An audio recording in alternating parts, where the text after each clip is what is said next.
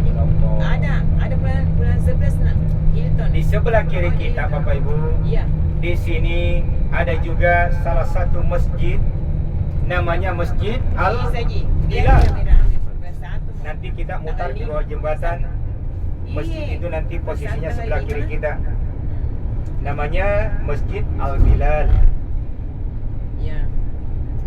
Dulu sewaktu zaman Rasulullah sallallahu alaihi wasallam atau masih zaman para sahabat Bapak. Ada itu yang 25.900 itu. Jadi si Bilal ini dia berasal dari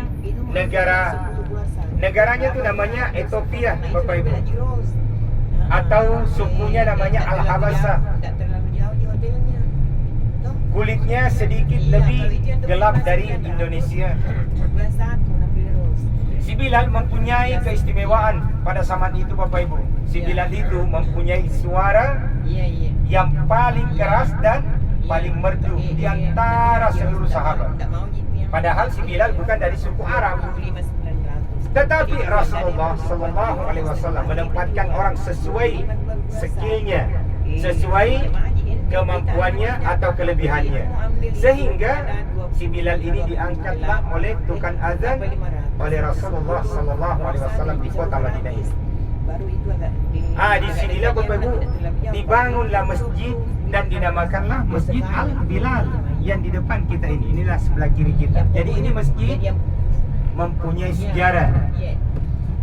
Si Bilal Bapak Ibu pertama kalinya mendengarkan Rasulullah menyampaikan risalah. Si Bilal ini langsung masuk dan memeluk agama Islam dan tidak pernah lagi keluar. Adapun kisahnya si Bilal, bahwa dia waktu itu karena masih ikut sama tuan di sini, dia ikut sama orang non Muslim, lalu diancamlah sama majikannya atau tuannya, wahai Bilal, kalau engkau mau terus ikut sama Rasulullah, saya akan menyiksamu. Apa jawabannya Bilal Bapak Ibu? Dia bilang, jangankan saya disiksa, dibunuh pun dia tidak takut si Bilal ini. Subhanallah. Bahkan saya katanya dibunuh nggak ada masalah, yang penting saya tidak ingkar kepada Rasulullah sallallahu alaihi wasallam. Inilah salah satu keistimewaan daripada si Bilal. Salah satu waktu diperjalankan Rasulullah Isra Mi'raj untuk menerima perintah salat Bapak Ibu, Rasulullah mendengarkan suara sendal. Mungkin Bapak Ibu pernah sering mendengarkan disampaikan oleh para ustaz kalau ceramah-ceramah, bahwa Rasulullah mendengarkan suara selop. Lalu beliau bertanya, wahai Jibril, suara apakah itu? Dijawab oleh malaikat Jibril bahwa tentunya Nabi dan Rasulnya tentu lebih tahu. Maukah engkau tahu itu? Dia bilang, itu suara selopnya si Bilal. Subhanallah, si Bilal masih ada di dunia, suara selopnya Bapak Ibu sudah kedengaran oleh Rasulullah di dalam surga. Lalu Rasulullah setelah kembali dari Isra Mi'raj menemui Bilal, lalu bertanya, wahai Bilal, amalan apakah yang engkau perbuat sehingga aku mendengarkan suara selopmu di dalam surga Allah SWT? Kata si Bilal, tidak ada ya Rasul, saya tidak mempunyai keistimewaan dalam beribadah, biasa saja sesuai yang disampaikan kepada Rasulullah. Tetapi ada yang tidak pernah saya tinggalkan ya Rasul. Setiap kali saya selesai mengambil air wudhu, saya tidak pernah meninggalkan sholat 2 rakaat sebelum wudhu saya kering. Itulah yang dilaksanakan oleh si Bilal Bapak Ibu. Jadi dia melaksanakan sholat sunat wudhu 2 rakaat.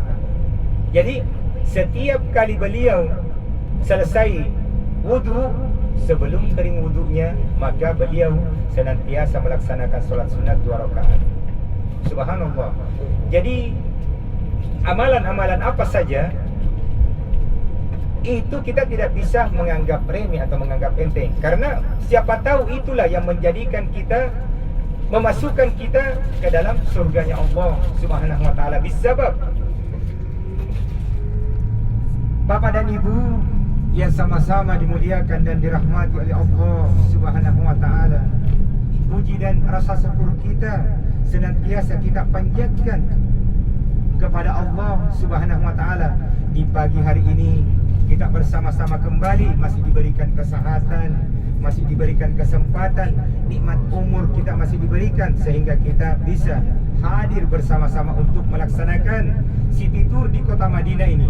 Pertama-tama yang akan kita kunjungi adalah kita berkunjung di Masjid Quba, Bapak Ibu, di mana Rasulullah sallallahu alaihi wasallam bersabda bahwa barang siapa yang datang di kota Madinah lalu kemudian di tempat penginapannya turun mempunyai air wudu, lalu menuju ke Masjid Quba salat 2 rakaat, maka Allah Subhanahu wa taala memberikan pahala 1 kali kita melaksanakan umrah. Itulah diperumpamakan yang kita diberikan pahala oleh Allah Subhanahu wa taala. Subhanallah, inilah salah satu keistimewaan daripada Masjid Quba, Bapak Ibu. Masjid yang pertama kali dibangun di kota Madinah oleh Rasulullah bersama para sahabat, dan batu pertamanya diletakkan oleh tangannya Rasulullah sallallahu alaihi wasallam. Kemudian dibangun disusul oleh para sahabat, Bapak Ibu. Itulah Masjid Quba. Dan sebelum kita jauh, Bapak Ibu, mari sama-sama dulu kita baca doa. Bismillahirrahmanirrahim.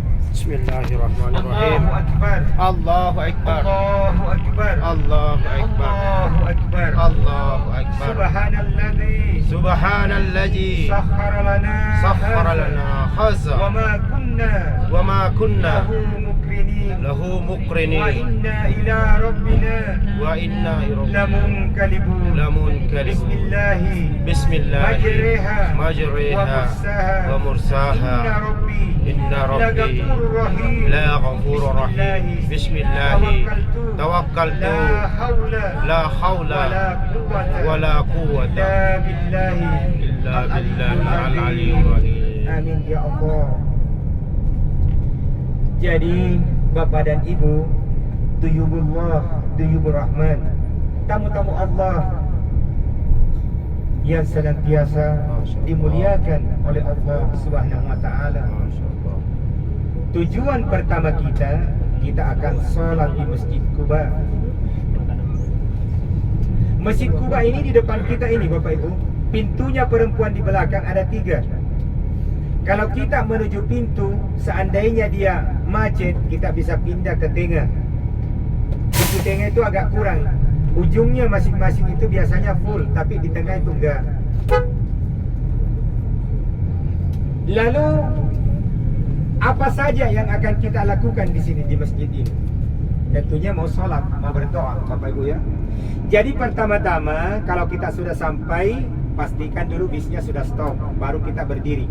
Karena kalau bisnya belum stop, kita berdiri, jangan sampai kita jatuh. Ya, pastikan bisnya berhenti, lalu kita berdiri, turun, menuju ke masjid sama-sama. Yang batal wudunya sebaiknya mengambil air wudu. Karena harus kita mempunyai air wudu baru sholat. Tidak sah sholatnya kalau tidak punya air wudu. Setelah mempunyai semuanya air wudu, Bapak Ibu, lalu kita masuk ke dalam masjid. Kita cari tempat yang di depan, jangan di belakang, jangan mengganggu orang di tengah, jangan. Cari tempat yang aman supaya kita bisa sholat khusyuk, tidak mengganggu orang lain dan tidak diganggu sama orang lain. Setelah mendapatkan tempat yang baik, berdiri, niat sholat tahiyatul masjid 2 rakaat, Bapak Ibu. Setelah salam, berdiri lagi, kita niat sholat duha.